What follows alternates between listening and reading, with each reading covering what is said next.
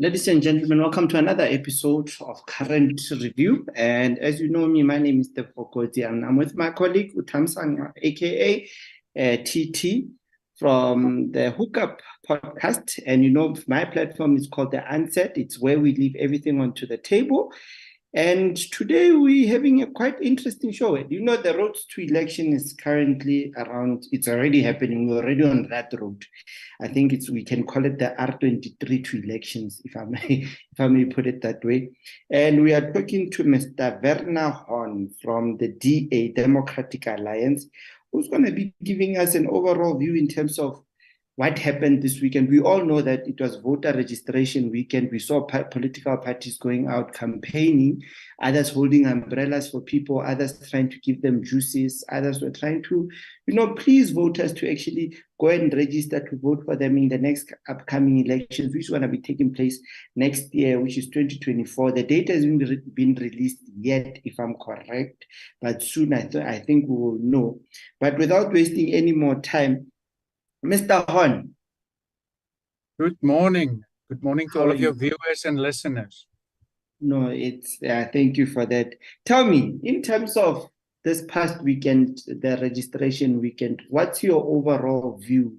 How did everything go from your point of view as the Democratic Alliance? Yeah, well, I think the first bit of good news we must reiterate or maybe just confirm is the fact that the IEC was much more efficient during this registration weekend than it was in the run-up to the 2021 elections. Then they first introduced those new voter management devices, the tablets. Yeah. And on the first day, as well as the second day of that single registration weekend, of course, we all remember how the system was down and they weren't really able to assist all voters. Then they, at some stations, took down voters' details on registers and said they will register them afterwards. But literally thousands of voters in our own province, but also countrywide, on election day 2021 complained that they weren't on the voters' roll.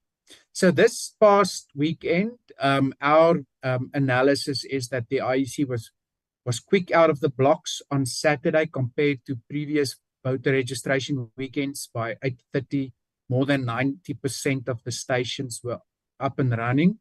On Sunday, it was even better. And the VMDs, I think what they did better now is to train their registration staff to operate it also in what they call the offline mode, which would then, of course, mean the registration is not immediate. You don't get in real time your SMS while you're still there at the station, but at least your data isn't lost like happened in 2021. So yes, from that perspective, it was a good weekend. From our perspective, looking into, of course, being an opposition party, as you said, voters who are interested in voting for a change in government in the Free State specifically, we were also very much let's say, happy with turnout. The one demographic which came out in some numbers, but still not in the type of numbers I believe all political parties and the IEC is hoping for, is, of course, the youth vote.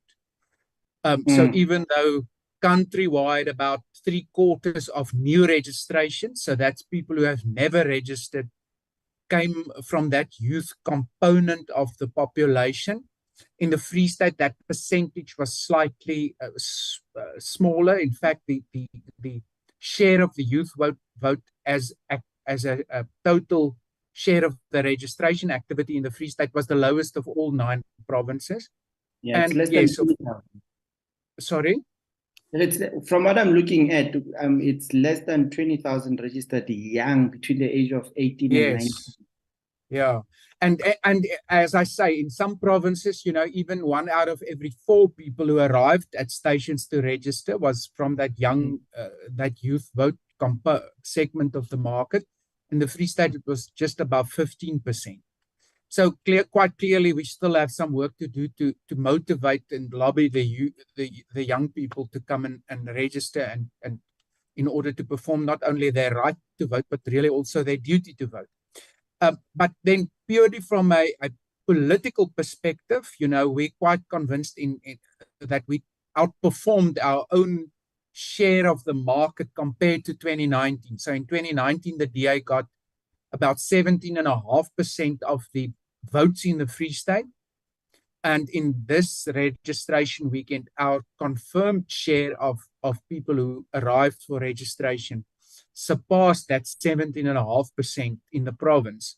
So from that sense, we are happy that we are positioning ourselves, for some good growth in next year's election.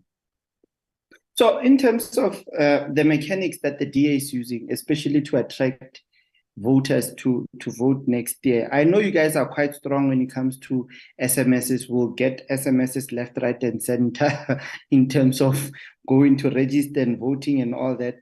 But has there been any new mechanics that you guys tried out and you were happy with? And since we spoke about IEC being efficient. Yeah, look, the interesting part is, Tebogo, that SMSs, according to our own research, still remain, despite the fact that we all use it less and less, remain a very good driver of turnout when the registration comes around. So we will not stop SMSing people. But we've also, and maybe for that reason alone, COVID was a good thing. COVID forced us to move a lot of our operations online, first permanently, but secondly, then, as part of the way we're doing things. So the fact that we have integrated systems now as the DA, and the fact that we've upped our game in terms of social media also quite clearly assisted us, from between Facebook, Instagram, and even TikTok, and specifically also, once again, looking at the youth market. I don't think any political party can operate without making use of social media any longer. But then, of course, we also, over the weekend, as in the past, engaged with our confirmed DA supporters who needed to register or re-register telephonically. So we over the registration weekend don't engage with everyone, but we try and limit those engagements to at least those who promised us that they're DA and they needed to go and register. So we have done that again over this past weekend. And to especially, I'm going to go back to the issue of young people. The DA is not quite vocal when it comes to young people, because I don't know, maybe I'm not clued up when it comes to how you guys address, because we know with other political parties, they've got youth structures and all that. But how do you guys plan to capture this young AMA 2000 that seem to have no interest when it comes to politics? The only thing that is pumping in their head is just groove. Yeah, well, I think it remains a challenge for us, like for other political parties, and that's why that voter segment is so underrepresented on the voters' roll. We, of course, believe that a big part of the solution is to, I want to say, educate without patronizing young voters. So young people, of course, are not stupid. As a matter of fact, they're very astute. And firstly, one must say that the one comfort we take is that, of course, the trends we see regarding the lack of political involvement of younger people in South Africa is not limited to our country. So it's a global trend. People like Barack Obama built victory as a presidential candidate in the United States of America, partly on being able to capture the imagination of that market. And that is something political parties like ourselves must do in the run-up to election 2024. We, of course, try and tap into what is now an overwhelming sentiment amongst South Africans, not only the youth, and that is the sentiment that our country is not going in the right direction. The challenge for us is, of course, to convince younger people specifically to trust us, give us a chance. It's not always a sexy message to say, but the good governance and the clean governance, which leads to investor confidence and which ultimately creates the jobs young people, and specifically qualified young people young people with qualifications do not, stand a chance of getting in the Free State. We can replicate the best practices of the Western Cape, who quarter after quarter is able to deliver more jobs than any other province. So it's not necessarily, as you say, a groovy message, but that is the only way in which we can, I think, with credibility, talk to Free Staters at large and also the youth, because, as I say, even though the youth might have their own way of doing things, they of course ultimately are not that unique in the sense that they don't think that much differently to the general voting population. And then tell me something. We recently picked up that the DA has actually indicated their preferred premier candidate, Mr. Roy Jankelson. What's the public reaction in terms of that? How are you guys receiving that? Yeah. Are the voters happy with what you guys are proposing? It would seem so. Roy, over this past weekend, did a bit of a provincial tour. On Saturday, he started off in Mangaung, in Bloemfontein, and then he went to Machabeng, I think thereafter to Nwate, he went to Metsimaholo, and then on Sunday, he went east to the Eastern Free State, where he, of course, stays in, which is his own constituency, as we call it, to Reitz and Bethlehem. And I spoke to him this morning, and he said to me, look, he's of course a political stalwart. He first became a public representative of the DA in the year 2000 or 1999. So he's been around the block many times. And he said to me, when engaging with our own structures, but also voters out there during his tour over the weekend, he's rarely seen so much enthusiasm about both voting, but secondly, also about the prospects of voting out the ANC in the Free State next year. So people are responding. As I say, he's very experienced. It might be that because he's about my age, I can say it, that he's not necessarily from that youth market. So in KZN, we have Chris Papas, who's a young guy, and of course can go dance with the young people at the registration rally, etc., etc. But yeah, Roy brings with him, brings his candidature, brings credibility, respectability, and ultimately, through his years of service at the provincial legislature, it's quite clear that he understands the Free State. I think his plan to what needs to fall in place if a different government is put in place by the voters next year is a very simple but focused plan. It turns on fixing basic education, health, which is of course very important to people out there. But then in terms of the economic development of the province, I think what Roy is saying, which is very, very true, is we will only be able to fix it if we are able to fix the road network of this province, and then ultimately through clean governance, attract the type of investment, both in terms of tourism, agriculture, and industrial, industry, agro processing, but also industry in general. The industrial section of our province can only be fixed if we have a government in place which will say we will remove red tape, we won't add to it, and we will not insist on getting a 10% or a whatever facilitation fee or whatever. So come and invest in this province so that we can create jobs for Free Staters. Yeah, and hey, when you talk about jobs, the unemployment rate in the Free State is quite high, which brings me back to, I'm going to take it to the municipal issues. We've got a problem with our municipalities, especially in the Free State, whereby one of your councillors, Mr.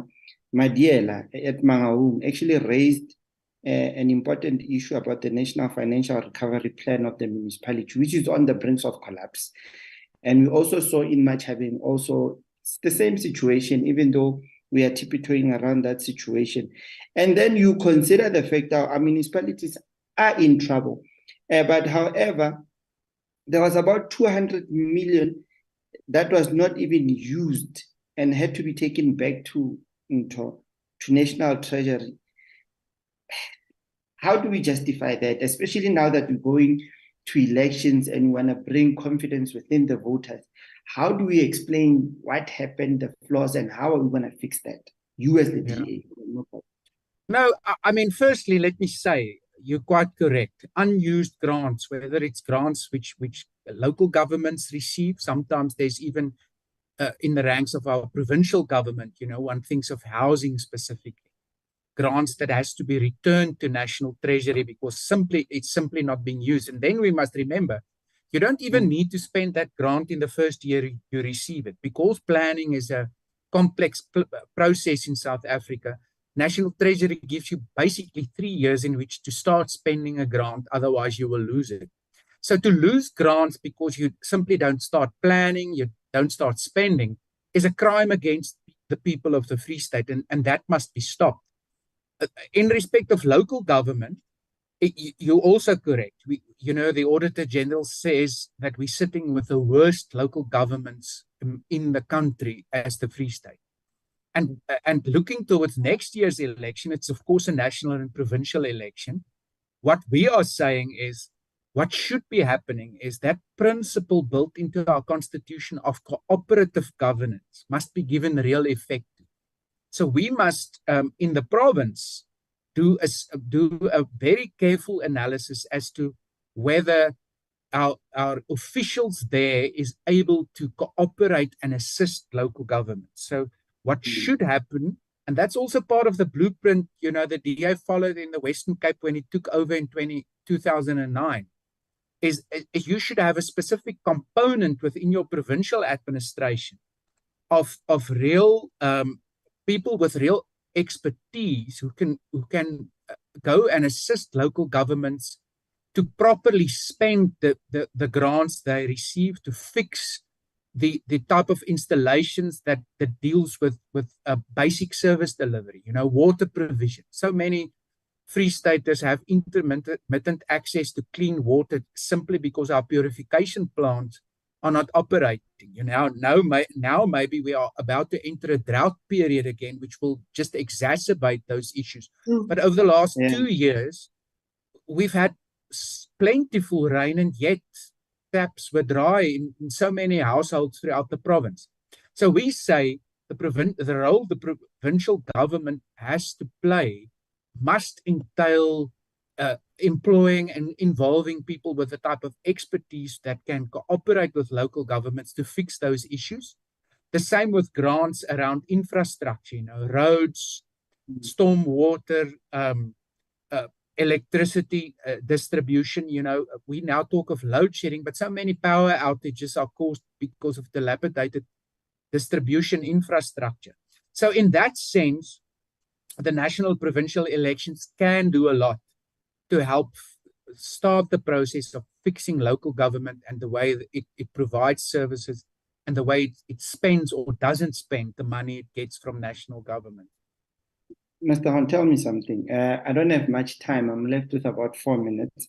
But in the nutshell, do you think our current municipal statuses, especially in the Free State, are you going to be able to save them should you be in power after next day elections?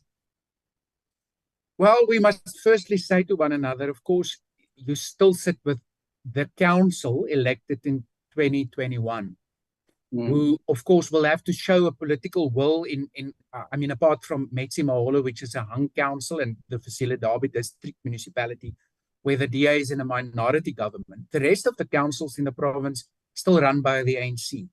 So if an alternative government gets into power in the Free State provincially, those councils will have to accept that they will have to work with a provincial government in which their party is no longer calling the shots. So there will have to be a political will on the part of councils to work with such a provincial government. But it's quite clear provincial government can do a lot to assist local governments. In respect of the broader question of whether our municipalities are still fixable, I just want to say to listeners and viewers, go and read a bit about what Chris Pappas have achieved specifically in Umgeni and KZN, which is not unsimilar to many Free State councils. It's small, it's rural, has a bit of a tourism component similar to the Eastern Free State, maybe. And one would have thought that taking over such a council without a large industrial base or a big taxpayer base, it would be a insurmountable mountain that he had to climb. And yet, within the space of a year, debt was paid off. They started investing again into infrastructure, and by all accounts, service delivery for everyone, from the very rich to the very poor, has improved dramatically. So I think the ultimate message we must say to Free Staters out there, maybe going full circle and returning to the question of registering and voting next year, is our situation in this country and this province is not hopeless. Please, if you're not yet registered, do so and think carefully about voting to rescue our province. Okay, then in conclusion, I'm just going to throw a curveball. There's still a big elephant in the room in South Africa when it comes to issues of racial division. And there've been attempts to reconcile the two races, especially the black and the whites. We've heard stories, arguments about the economy still sitting with the white while the blacks are still suffering. What's the DA's take in terms of this whole racial division? And what steps are you guys taking to actually try and reconcile the two races, especially in South Africa? Yeah, look, firstly, our view is that racial reconciliation, in as far as it's still necessary, and really integration in our country, in our province, is of course hampered, in our view, firstly by our economic situation, you referred to it, and the fact that so many South Africans out there do not at this point have a realistic hope of finding a meaningful employment. And yes, do you think you're quite correct. As political parties, we of course differ in how we now should approach this problem and fix it. The EFF will say to you, we will nationalize everything. We will take all land because land ownership is the issue. The ANC have a mixed model. From our side, we ultimately say, when a job is created, it doesn't, luckily for us now, it should not carry a racial etiquette or a racial reservation to who can get that job. And the more jobs we create, the better there will be a chance of everybody who's interested in working, finding that employment. And then, of course, once the economy is fixed, you can look into bringing all schools, all let's say, dwellings, suburbs, whether it's in the township area or the suburban area. You can look towards improving and establishing the same type of infrastructure everywhere. But that, of course, all requires affluence amongst the general populace who must pay tax. So, I don't want to downplay racial issues in our country. Maybe before you ask me any follow-up you might have, I want to share one interesting point with you. As the DA, we do focus grouping and polling. It's one of the things we're fairly good at. And the interesting part is, since we've started with it in the year 2000, what is the most important to voters countrywide, but specifically also in the Free State now, there's no huge difference amongst the different racial groups. So it's all about jobs, it's all about basic service delivery, it's all about crime, and it's all about corruption. Those are the four top issues now amongst all voters. And in that sense, even though we might think the different race groups have a different outlook on life and politics, it's interesting that they ultimately care about the same things, and that, in a sense, must also motivate us to fix those things specifically, because that's what's important to all of us.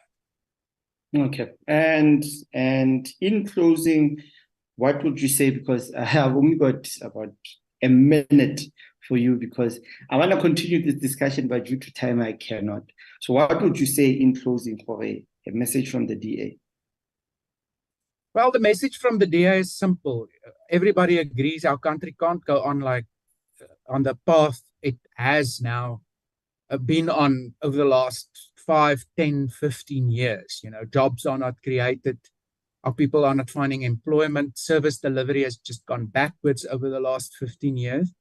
So what Free Staters must realize is next year when the voting day arrives, all of the power for that one day is in their hands. And if they're not going to vote for change and to rescue this province, then ultimately, and it's a very hard thing to say, then they're part of the problem and not part of the fix.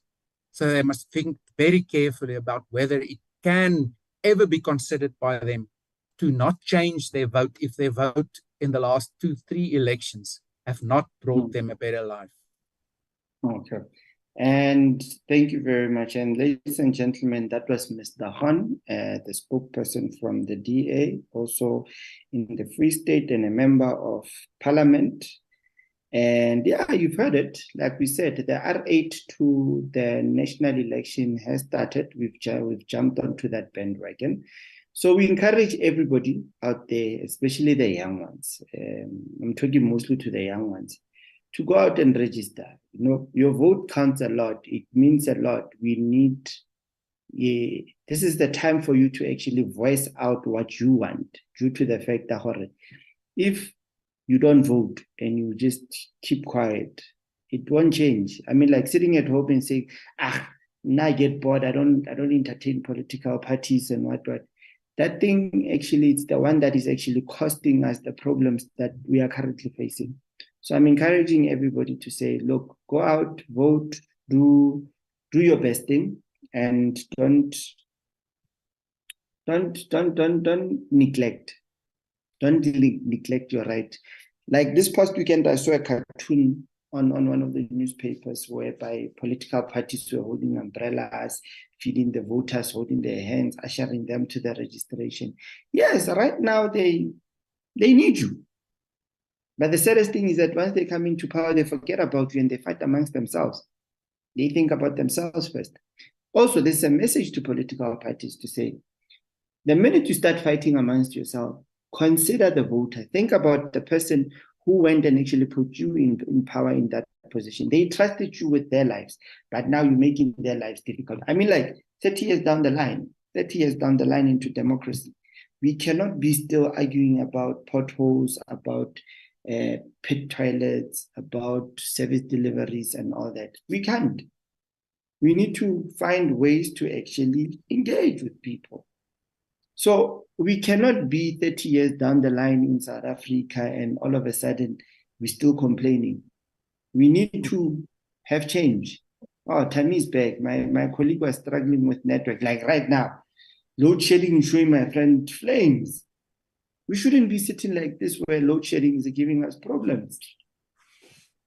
But anyway, it's another topic for another day. But it's something that we need to also, as South Africans that are going to be voting next year, it's something that we need to challenge head on all these political parties. To say, political parties, at the end of the day, you're making promises to us, you need to deliver what